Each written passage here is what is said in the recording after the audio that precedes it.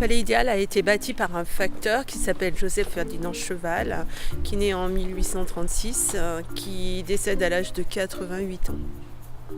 Ce facteur, il est fils de paysan, il va à l'école pendant 6 ans, du coup il a suffisamment d'instruction pour pouvoir prêter serment auprès des postes et du coup prétendre au métier de facteur.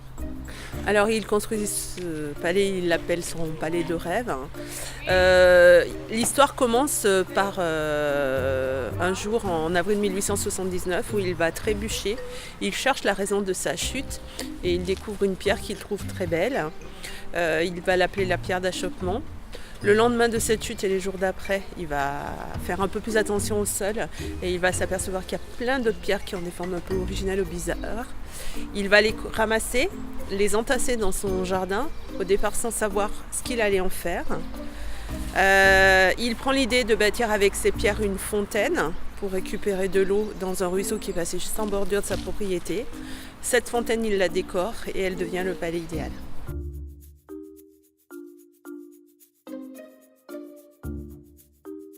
Il faut savoir que le facteur, il l'a bâti tout seul, il met 33 ans à bâtir cette œuvre. Il distribuait le matin son courrier, il parcourait environ 30 km quotidiennement à pied.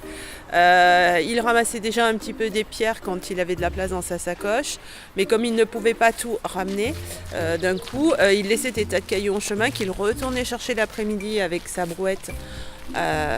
Et qu'il ramenait ici et ensuite il bâtissait cette œuvre en fin d'après-midi et une bonne partie de la nuit. Donc c'est vrai que c'est quand même assez, on va dire, surhumain d'avoir fait ça.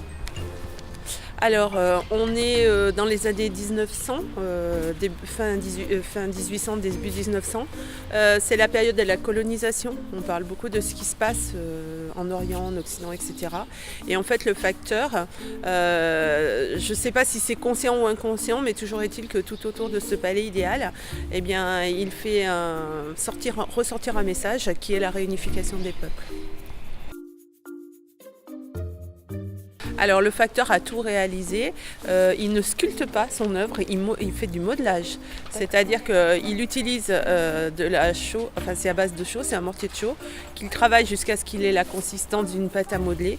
Il met une couche de cette pâte à modeler sur les pierres et avec ses doigts il va façonner et terminer les pierres, ou le détail qu'il manque à la pierre.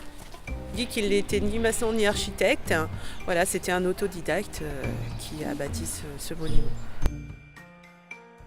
Le palais idéal est classé grâce à André Malraux depuis 1969, il est classé monument historique et le fait que cette œuvre soit classée, ça permet et ça oblige une restauration qui a lieu à la demande de l'œuvre. Il faut savoir qu'aujourd'hui le palais idéal appartient à la commune, il n'est plus à la famille.